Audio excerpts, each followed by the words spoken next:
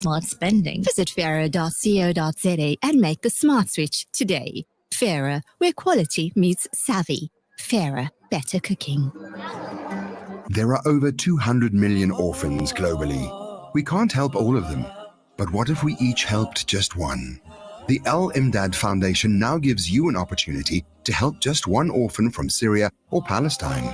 For just 500 Rand per month, you can help safeguard the dignity of an orphan by assisting them with basic needs such as food, clothing, shelter, medical care, and attention. Our orphan sponsorship program allows you to track the progress of your orphan through regular feedback. Make a difference in the life of an orphan today. Visit alimdad.com or call 0861 786 243 for more information. The Afternoon Jam, brought to you by Farah, better cooking, and courtesy of World of Travel. And you know what time it is? Hey, afternoon jam time. Good afternoon, welcome. Assalamu alaikum wa rahmatullahi wa barakatuh. A'udhu billahi minash shaitanir rajim. Bismillahir rahmanir rahim. Today is Monday, the 20th of May, 2024. 6 days to my birthday and 9 days to election. And today is a beautiful Monday. Absolutely. I mean, it's a big countdown. It is 6 days left and Kelly turns 54. So, you know, in 2024, 54, I mean, big things are happening. Man, last time I checked, you're like 3 decades older than me. So if I'm 50, that makes you... Yo. Like pretty old. 300 years. Doing well for myself. Alhamdulillah. 11th of Dhul Qa'dah, 1445. How are you doing today? Hope you're all well. If you had a tiring weekend, we're here to just make you chill a bit, just to relax. Here on Radio Al Ansar, 90.4 FM in Durban, 105.6 in Pietermaritzburg, nationwide and worldwide. You're catching us on alansar.org.za. So what happened that stuck out this weekend?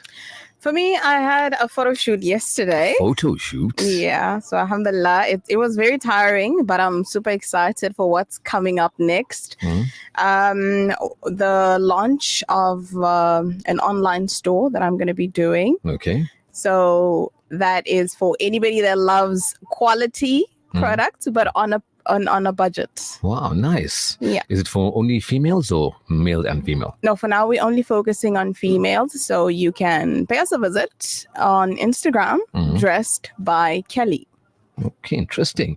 So this photo shoot we're taking out pictures of the clothing. Yes, of the clothing and the models as well. Okay, dressed by Kelly. Instagram. Check it out. Do you trust me to dress you? No, I wouldn't dress you. No. But I'm sure you can do a very good job with females. So anyway, today we're asking you, are interfaith friendships needed in order to combat Islamophobia? Or should we as Muslims keep only Muslim close friends? Now, there are pros and cons toward both situations. We'd like to hear from you what you have to say and what are your thoughts. We'll also be joined by Mufti Muhammad Hamza Faruqi from the Jamiat, who will be giving us a perspective from ulama as well on the pros and cons. And, there's certain things, like I was watching a video, was it this weekend? Just of a talk, of a certain actor from Bollywood. And he was saying that his mother is Hindu, his father is Muslim. Now, firstly, that nikah is not recognized. Yeah. But anyway, he's old now. His mother is Hindu, his father is Muslim, and he regards himself as a human being. Oh, okay. Okay. No religion whatsoever? Well, he says Is both? He says he does the namaz sometimes, and he also does the puja and the Hanuman things and whatever else they do. Now, that is shirk. Yeah. Now, there's no justification for that. You can't say, no, I'm encompassing, because there's certain strict rules and laws and regulations, which if we digress or we transgress, we are going against the fundamental teachings of Islam. Absolutely. And this is why we here on the Afternoon Jam bring about such topics, to create awareness, but also to give you a platform to speak to us on 0609041056.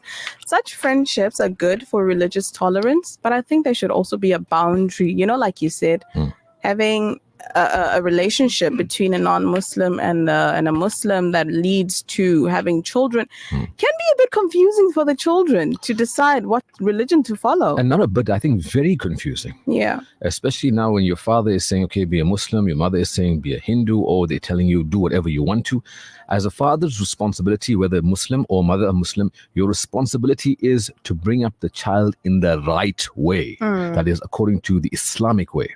Yeah. And not just say, okay, you are a person of the world, do what you want to do. Because as a parent, then we will be questioned about that. Of course, because when you die, you will be questioned of what you left behind. Will you have offsprings or children that will make dua for you? Is there maybe, a charity or anything that's beneficial that is continuing on your behalf as a legacy? Yeah. So now here's the situation in Durban where a person gets married to a Hindu, right? And then she becomes Muslim. So everything is all good. Nikah is valid and fine. After a little while, they have a child. And after a little while after that, they get divorced. Okay. All right. Now she moves back in with her family. Yeah. And then she realizes, no, this Muslim thing is not for me. And she goes back to her old practices. Yeah.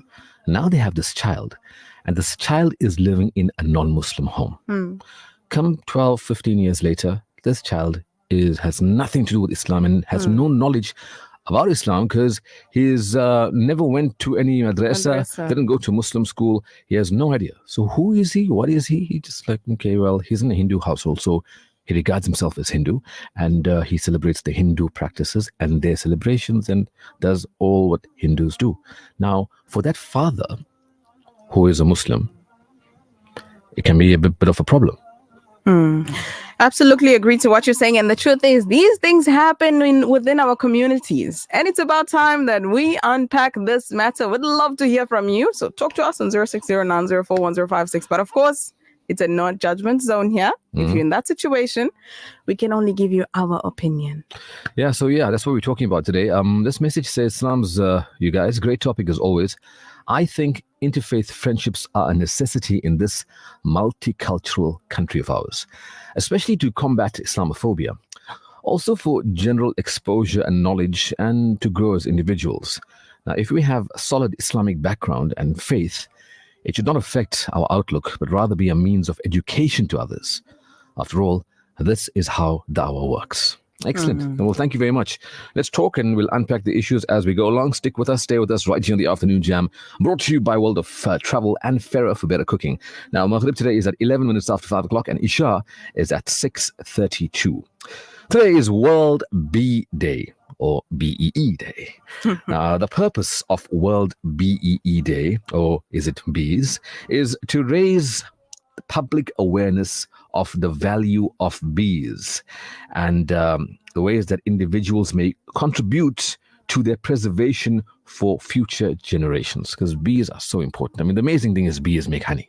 I mean, that, No, but apart from that, they contribute a lot to like our plants and wildflowers and so forth to our ecosystem. And these are incredible little creatures that we need to respect and appreciate so much. Absolutely, because if bees go extinct, then human beings would follow soon after that. Yeah, absolutely. And so today is the day where we are just appreciating and becoming more aware of bees. Although, do not disturb bees in their home environment because you're not invited. You wouldn't want that. Yeah, because they're not very friendly creatures if you just go there unannounced. I love it because they are the typical example of do not show up unexpectedly. Exactly. And they would make it known that, you know what, we don't like you around us. In an effort to increase public awareness of the value of bees, the United Nations have established World Bee Day on the 20th of May 2024, where human activity poses as a constant threat to bees. Invasive bees and herbicides and changing land uses and monocropping techniques are just few examples of how bee colonies have been destroyed over time. Have you ever had honeycomb? Yes, I did. Okay. I did. I bought it from this guy. He came with it. Yeah, from the farm. Yes, from the farm. Yes. It is fresh, but at the same time, I felt guilty because there was some bees in there. Oh, okay. That. And then you bite it and it crunch. Yeah, yeah. It's a different feeling, though. Different to like honey, and you get so many different kinds of honey. But then I guess honeycomb is like the most natural form. It's right there, taken directly from the hive. So this World Bee Day also aims to raise awareness of the value of bees and their contributions to our environment. Also, the fact that they support growth of 90% of wildflower plants worldwide. And that bees are very, very important to the growth of 35% of crops worldwide. Oh, so there you have it. We might go into starvation if they go in extinct. Yes, and also bees help to create ecosystems everywhere. So there's many programs around the globe to raise awareness of bee protection and what we can do to support this cause in light of these figures.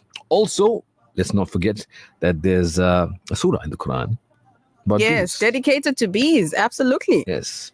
So in Quran, Allah subhanahu wa ta'ala commands us to give thought to the qualities of bees and to try to adopt these qualities into our own lives.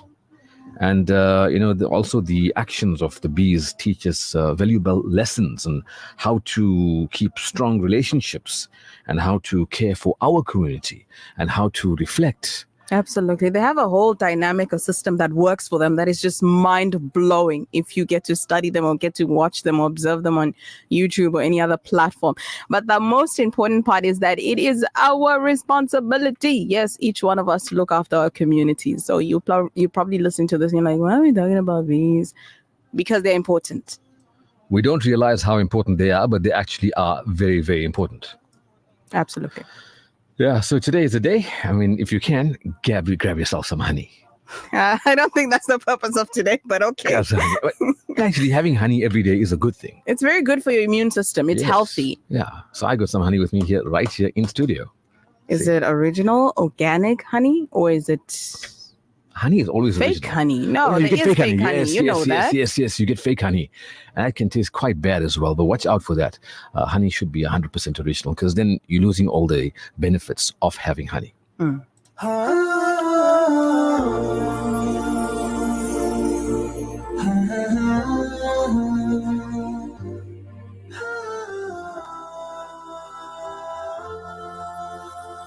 Allahumma inni a'udhu بجلال وجهك الكريم من كل شيطان رجيم أنت العفو فاعف عني أنت الغفور الرحيم اللهم إني أعوذ بجلال وجهك الكريم من كل شيطان رجيم أنت العفو فاعف عني أنت الغفور الرحيم وصلى الله وسلم وبارك وأنعم على نبينا الكريم الأكرم صلى الله عليه وسلم وصلى الله وسلم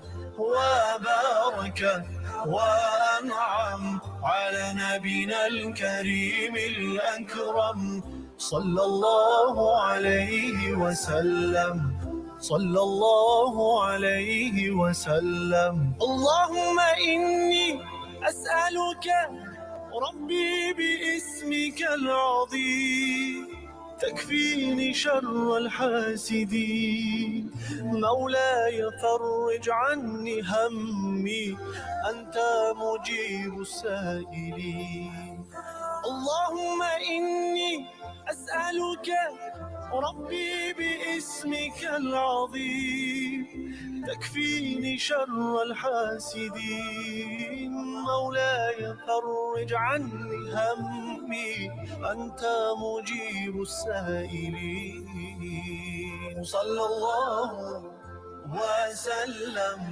وبارك وأنعم على نبينا الكريم الأكرم صلى الله عليه وسلم وصلى الله وسلم وبارك وأنعم على نبينا الكريم الأكرم صلى الله عليه وسلم صلى الله عليه وسلم اللهم إني أسألك بكل اسم هو لك سميت به نفسك أو أنزلته في كتابك أو علمته أحدا من خلقك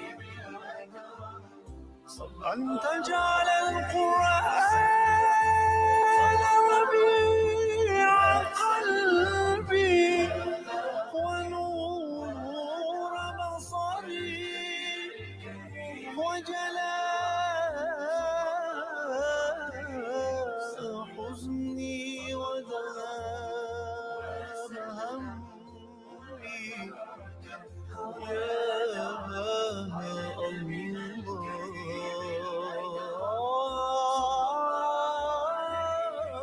Now, this is what I call a feel-good tune.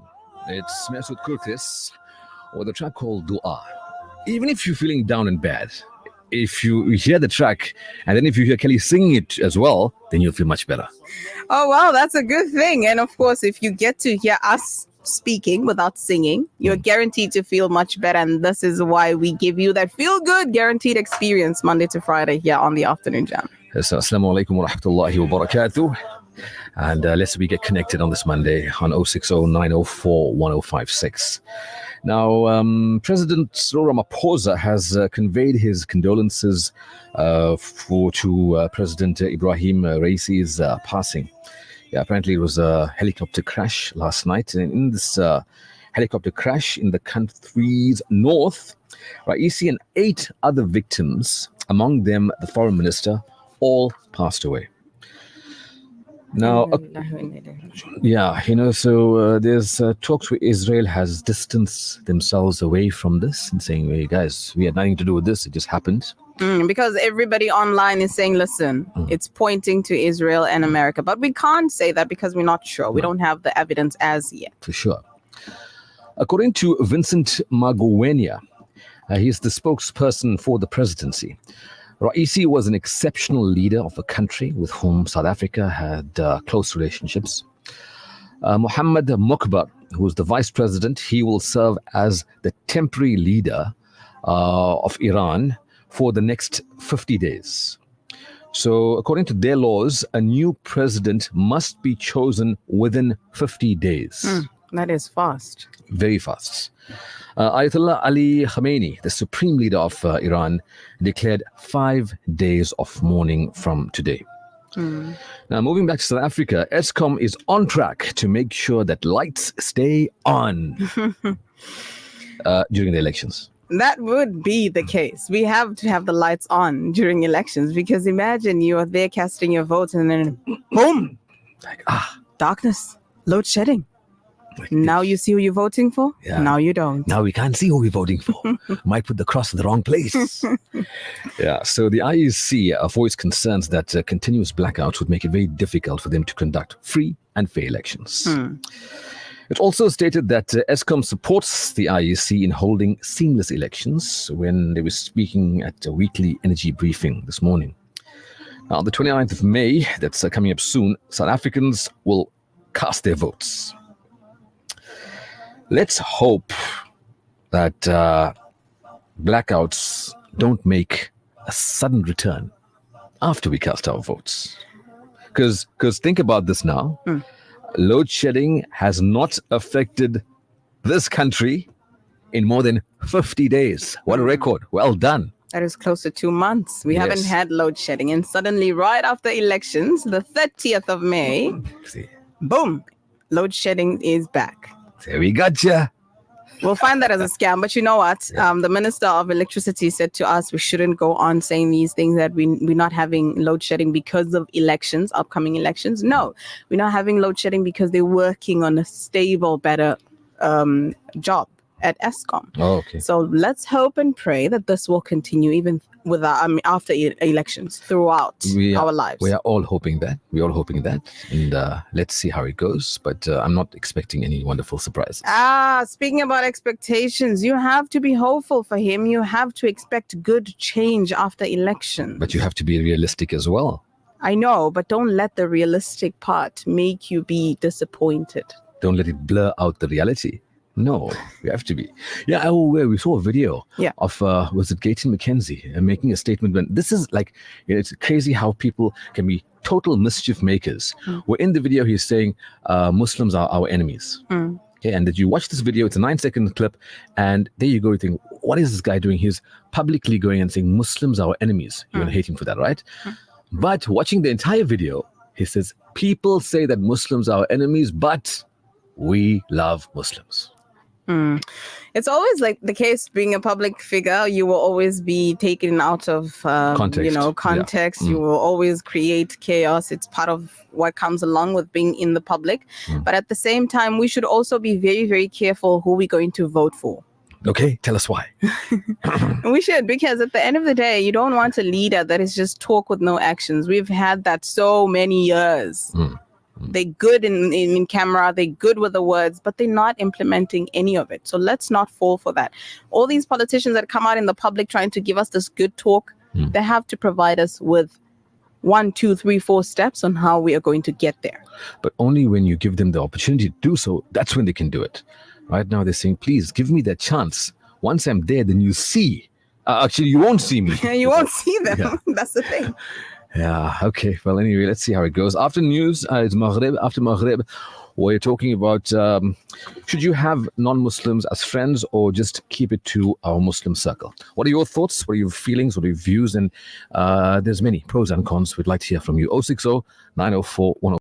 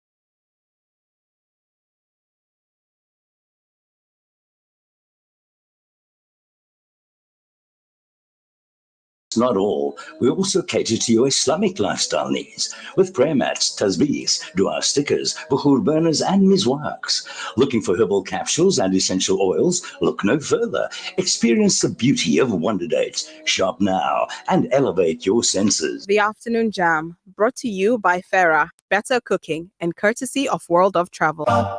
23 past 5 o'clock. This is where you're at, Radio Al Afternoon Jam. Before 5 o'clock news, we were talking about bees, and today is World Bee Day. It's a day to just become more aware of the work that bees do. But do you know that a worker bee's lifespan typically is only 5 to 6 weeks? Aww. Yeah, very short. And she'll produce about a tenth of a teaspoon of honey throughout this period. Oh my word. Yeah. Now, the queen has a 5-year lifespan. Oh, that's not so long, but it's reasonable, more than the worker bee. Compared to 5 weeks. Yes. Now, in summer, she may lay up to 2,500 eggs. And that's when she's at her busiest. So, I mean, life is unfair because the worker gets 5 weeks and the queen gets 5 years. But look at the responsibility. The queen gets to lay 2,500 eggs each day. That is exhausting. Imagine. That's very exhausting. You're bringing to life a whole new generation, or a whole, I don't even know what to say, honestly. 250, 2,500 every day. That's a lot. So let's talk to you. You talk to us. 060 904 1056. Are interfaith friendships needed for us to combat Islamophobia? Or should we as Muslims keep to our close Muslim friends and remain within our circles, which would be safer or probably better? What are your thoughts? 060 904 1056. That is the number where you can talk to us on. Nasima Muhammad says, Islam's lovely people.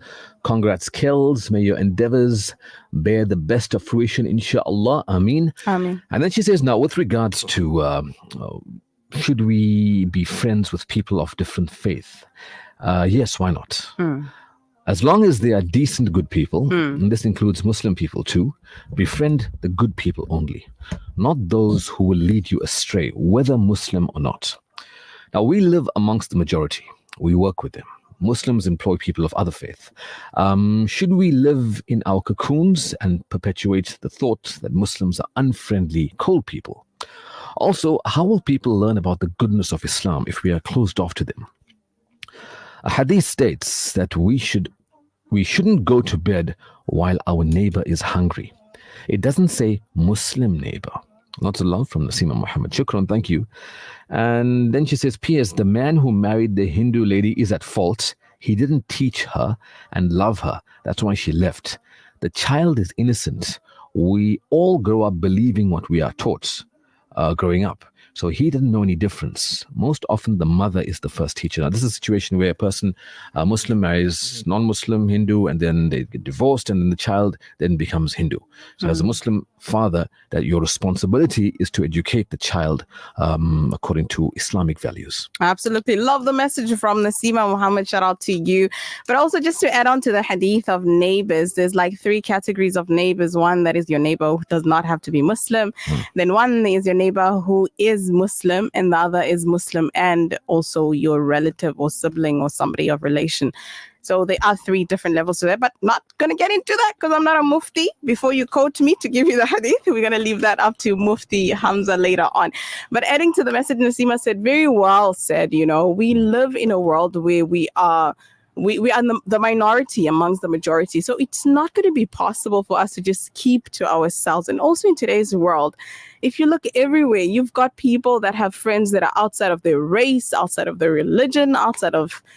People are just into diversity right now, and I love it. We absolutely love it. And it also encourages religious tolerance. But at the same time, the people you hang around with have an influence upon you. So how should we do this? You let us know on 060-904-1056. Yeah, see, looking at that on the flip side, if you go take a trip to India, now, although, yes, there's lots of Hindu-Muslim conflict in India, Yeah.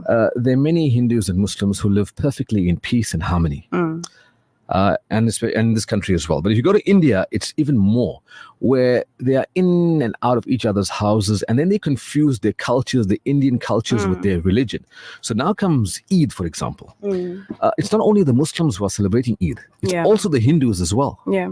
And then comes Diwali, and it's not only the Hindus who are celebrating, the Muslims are doing that as well. I think that's where the problem comes in, right? That's the thing. Now, for example, you get a celebration called Holi, which is in honor of some so-called god of harvest or whatever. Of deity or something. Yeah. So now what's happening is you shooting these colors on each other and having fun and thinking it's fun, not realizing what you're doing is actually a religious practice. Yeah. And you are like now being like a devotee of this certain deity or whatever they call it.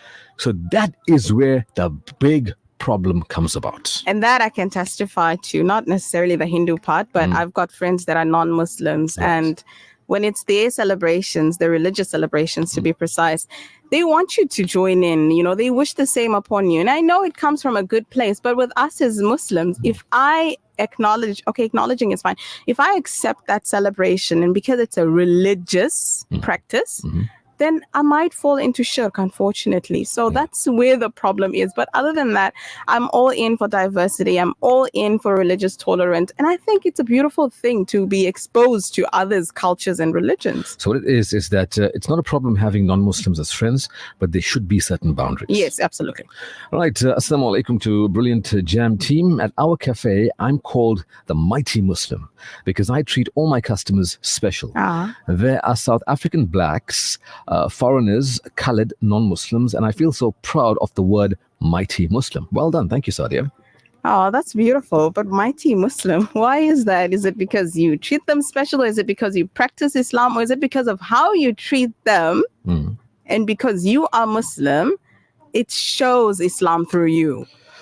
So, do you have non-Muslim friends, or do you believe that they can probably influence you in a negative way? Would you rather just keep your circle to Muslims only?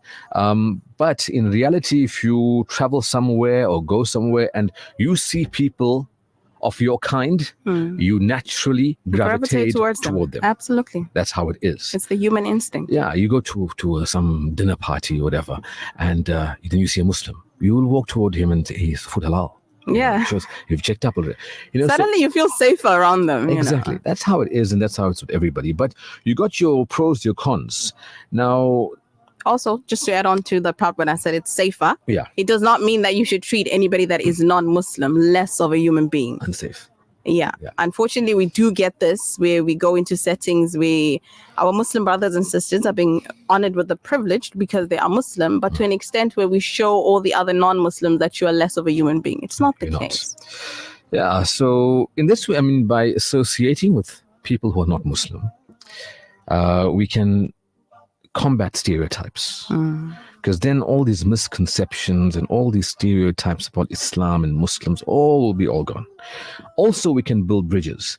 We can build strong friendships between different cultures and different religions, and then in this way we can have mutual respect. Because in the Quran as well, it says, "Say to the disbelievers that you have your religion, we have ours." So yes, respect all religions, and let's just come to an understanding. Also, it can give us some personal growth, give us a broader perspective, where you're exposed to different beliefs, you're exposed to different practices, and you understand, that, okay, it can grow our empathy toward different people, and maybe in that way tell them, hey, listen, this is what you believe in, this is what I believe in, but this is what it is. And many Christians, when you tell them that, hey, listen, you can't be a Muslim if you do not believe in Jesus Christ, and they were like, what? You guys believe in him too? Yes, of course. He is a prophet of Almighty. He is not Almighty, but he is a prophet of God. So in order to be Muslim, yes, we do believe in Jesus Christ, who is Isa alayhi salam.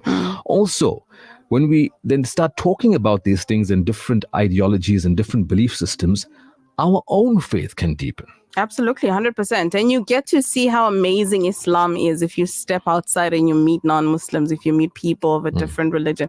That's when you say to yourself, subhanallah, alhamdulillah, Islam is actually a ni'mah, because many people don't care about the hereafter. So they roam around freely, doing whatever, not knowing that you will be accountable. So Islam is not a restriction. It's like a boundary for you to be more considerate of the next person, for you to live life compassionately. Absolutely. So by having friends who are not Muslim only, we can promote peace and we can reduce conflict. Now, how often with the media, with movies, when they portray a Muslim, you already, even before he speaks, You already know he's a terrorist. you know he's the bad guy. Yes, he's the bad guy. Just see a picture of him with the red scarf and now with the Yeah. white scarf. You know he's the He has a terrorist. bomb somewhere. Yeah, he's a bad guy. Okay. Before he even says a word, he could be a fun-loving, family-orientated teacher at a local primary school. Yeah. But just by seeing him, you know he's going to be the bad guy. So it's conditioned. We are conditioned into believing that. Now, this is us who know better, but we still know he's the bad guy. What about people who don't know better? People in the US, UK, and other parts of the world, where they just know all they've heard about Muslims is that Muslims are bad people. Muslim men treat their women very badly. Muslims are terrorists. They just blow themselves up, and that's what they do. What would they think of Muslims? Like, whoa, these guys are a little barbaric, eh? Yeah.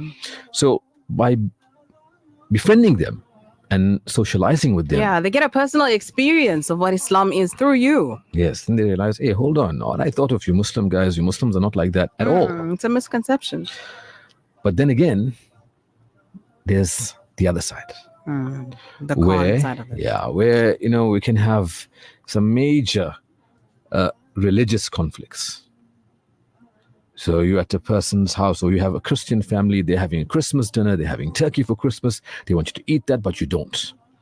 I remember, as a kid, in Isipingo, where people had, it was Good Friday, and then they would go to the temple, and then they would offer some fruit and stuff to their idols.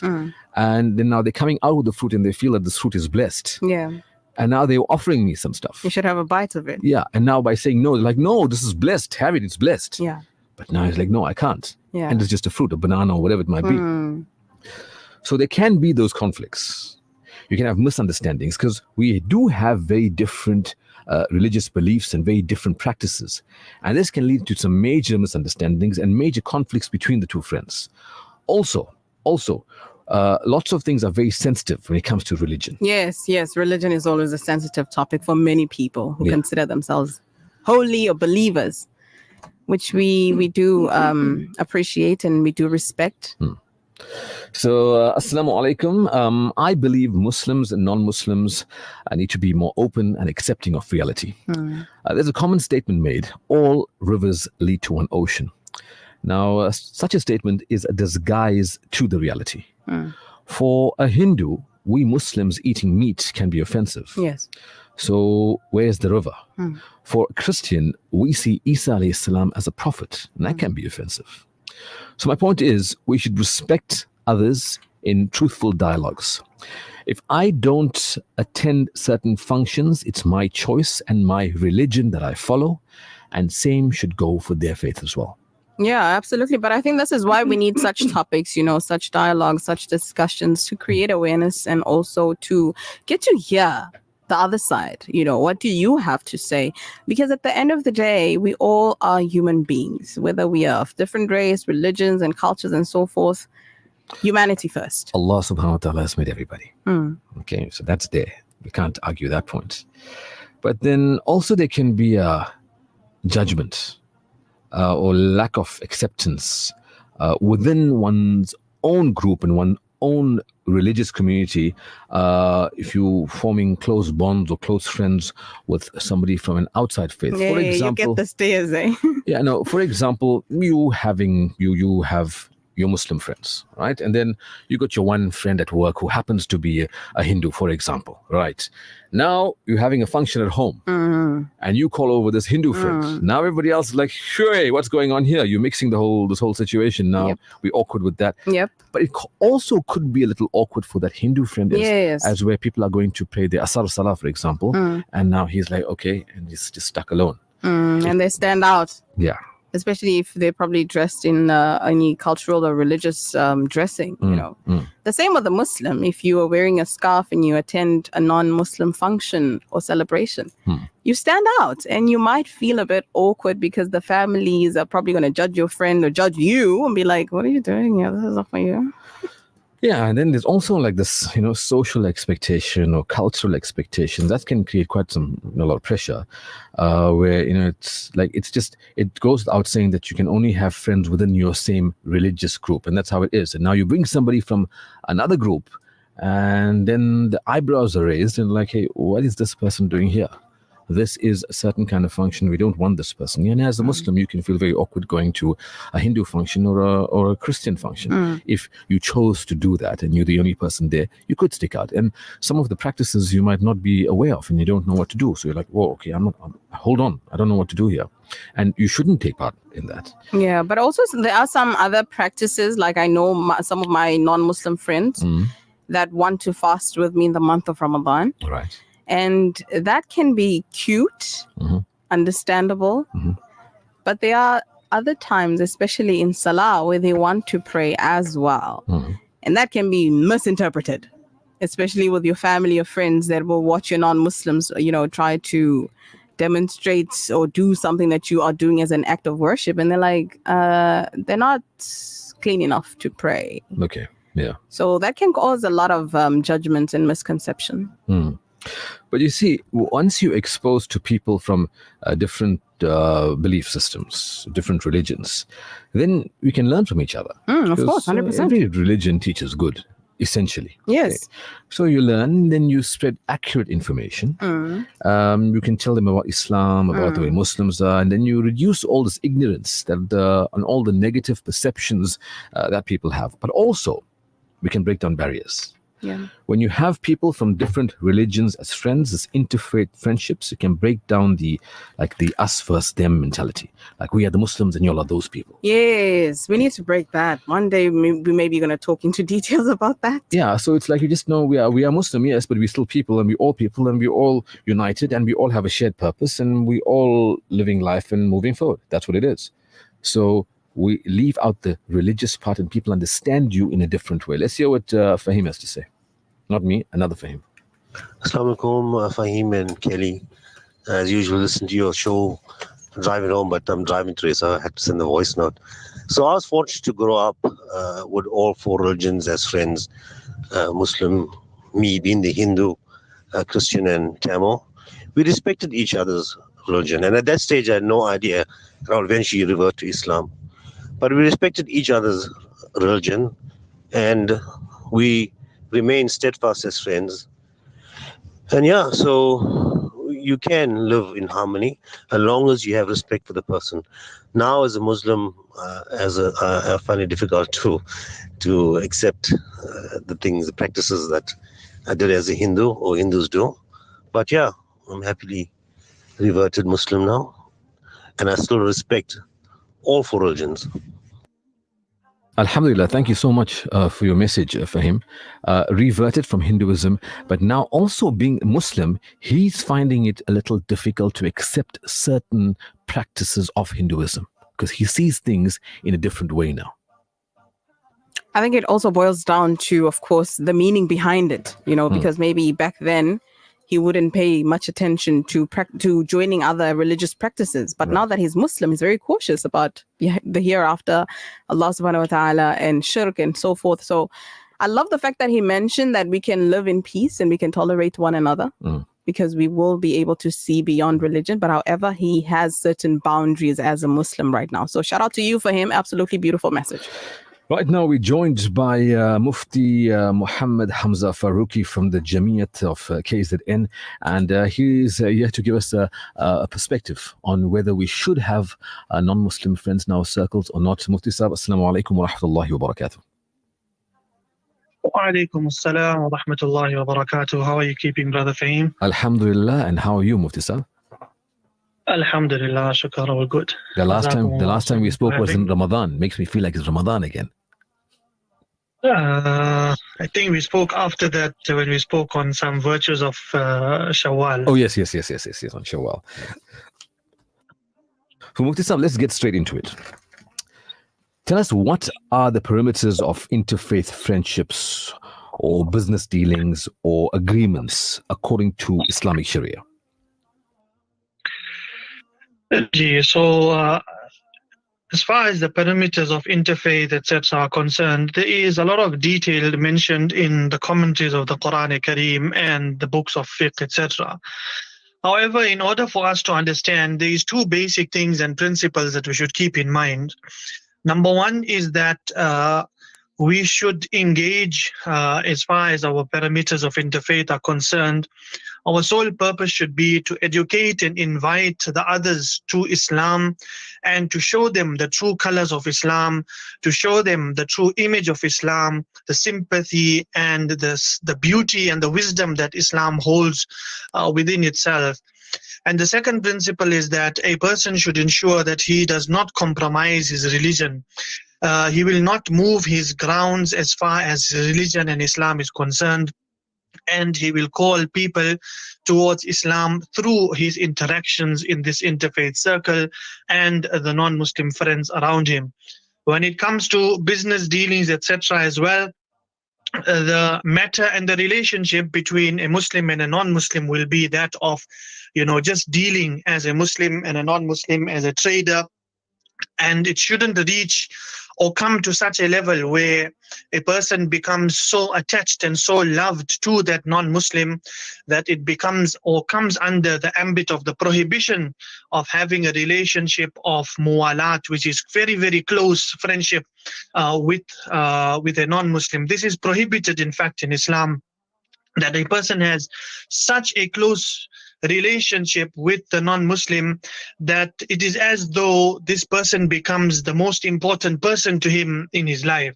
So when drawing up these parameters, we understand and we find that yes, Islam in one hand does allow the communication between Muslims and non-Muslims, but within the precincts of Sharia, where a person will not forgo or let go of the teachings of Islam, he will not put his Islam, his Iman into jeopardy as far as that is concerned. So as we know that friendship which binds a Muslim in a very close ties, if it binds a Muslim with a non-Muslim in very close ties, then this is not permissible under any conditions. But if the relationship is simply because of business or simply based on benevolence or humane interests, for example, doing some relief work, welfare work, etc., all of that would still be permissible. Similarly, politeness and having a friendly treatment towards the non-Muslims. For example, if someone is our neighbor and is a non-Muslim, then we will be polite to them. We will ensure that we are not causing harm to them in any way whatsoever.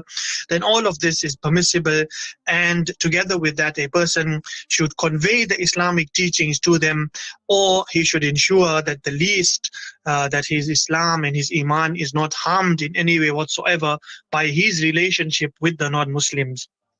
So if a person's Iman is harmed by his relationship with a non-Muslim, then that would be a red flag for that person in terms of his relationship with a non-Muslim. Mufti Sahib, are we allowed to have non-Muslims into our homes for a function or for dinner or for lunch or whatever it might be?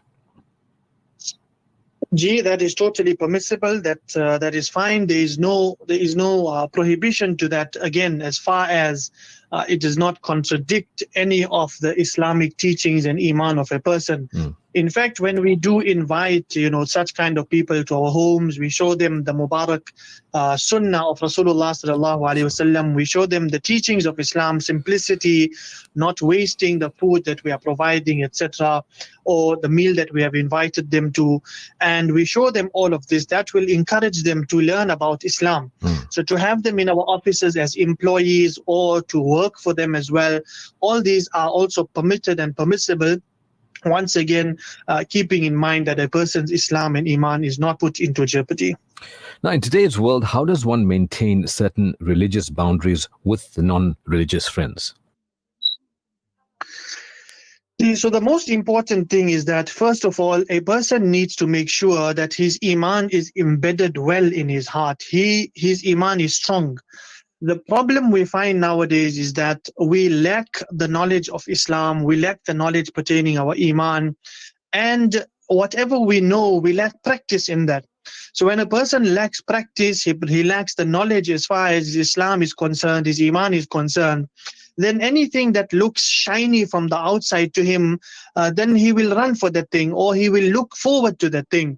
Anything that brings joy or comfort to his heart, then he will look for that within, out of the parameters of Islam. However, if a person stays within the parameters of Islam, he learns his deen fully, he understands what he's supposed to do and what he's not supposed to do.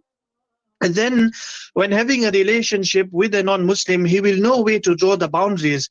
For example, a person has a friend who's a non-Muslim, they're working together, they are colleagues, they do their work together, accounting, for example, they're busy sharing their knowledge as far as accounting, etc. is concerned.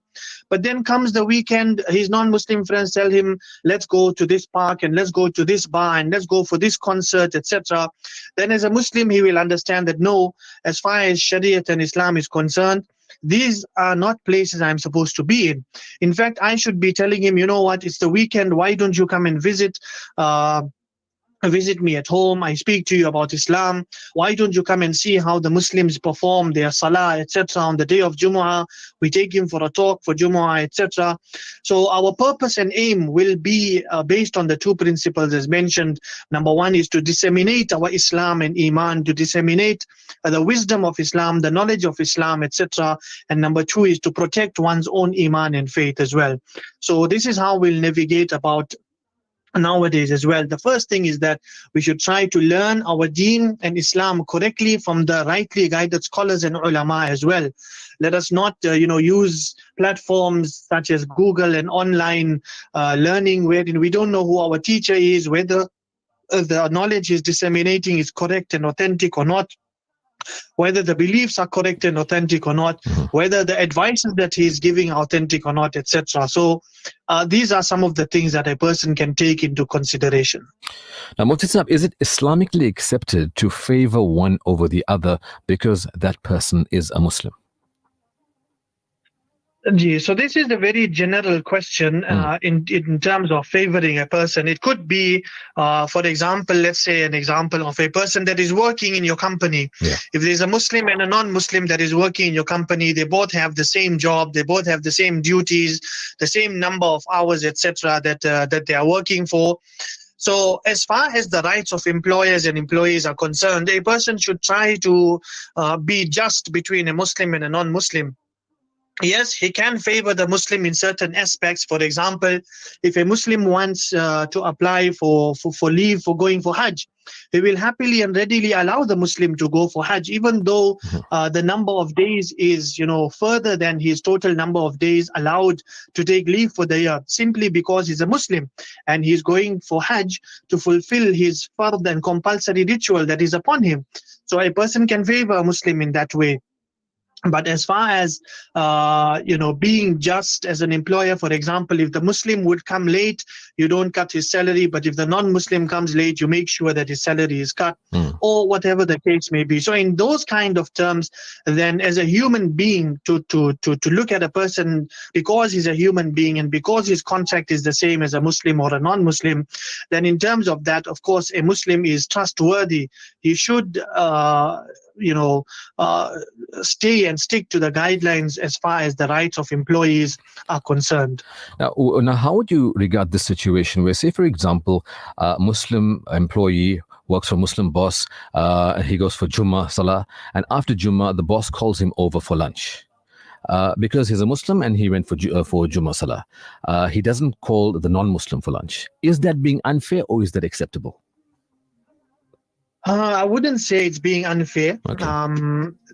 As long as the time that is being given to each one of them is equal and same. Okay. Just the way we gave the example of coming late. For example, if the time that is given on a Friday is from 12 o'clock to 2 o'clock, and after Jumu'ah, until 2 o'clock, the non-Muslim and the Muslim both are free. Right. And if the boss decides to call either of his employees for lunch, that is his sole prerogative and his sole right to do so. Okay. It does not necessarily mean that he's favoring one over the other.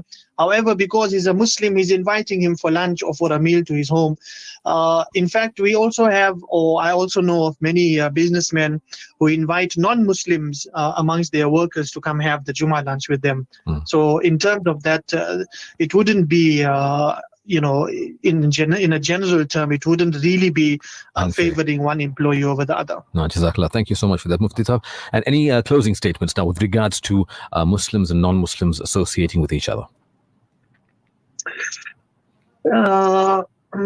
Just once again to highlight that a person should keep the principles in mind, that the first is to try to teach the Islamic knowledge to them, to try to present Islam to them in the best of manner and the best of character as well.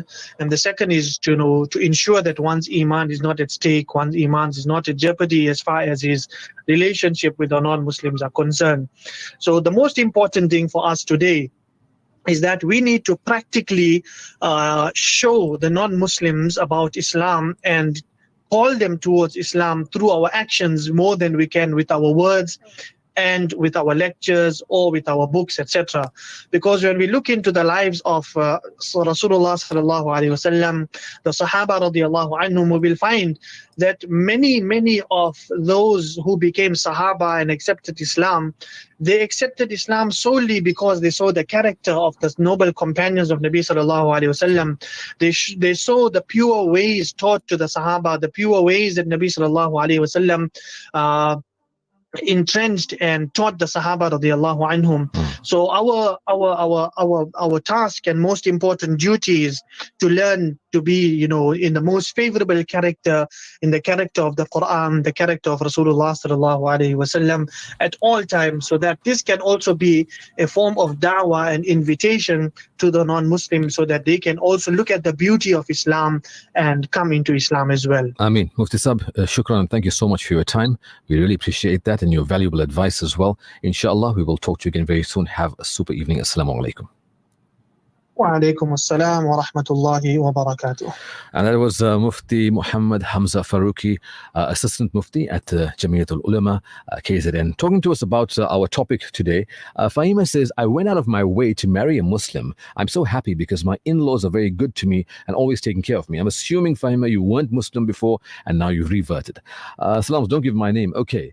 I'm renting outbuilding at my friend's house. She is non-Muslim, but she allows me to read and play Islamic stuff in my house. Okay, that's she does that. No, it's really beautiful because I do also have a non-Muslim landlord, and she is really, really brilliant. She's so good, but that's a topic for another day because time is not on our side right now. Salams for him and Kelly. Growing up in Clare State, we had Hindu neighbors on either side of us. I was about 7 or 8, and we used to play together as kids. When it came to evening time, my friends told me and my brother to wash our hands and feet because they need to pray. Tawbah, astaghfirullah, we joined them. This was before I became Muslim. Fahim's story just reminded me about the incident. Beautiful memories there. Another one says, Subhanallah, brilliant advice from Mufti. Please get Mufti more often. Nasima. Okay, yeah, we'll get Mufti Sahab more often, inshallah. And that is the show for today.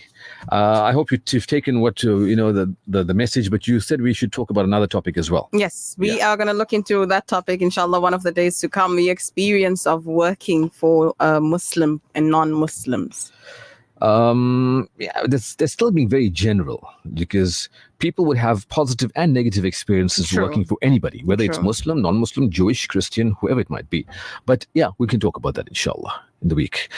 Have yourself a brilliant Monday evening from me, Fahim and Kelly. We say no to drugs, respect your parents, and be the best you can be. Assalamu alaikum wa rahmatullahi wa barakatuh.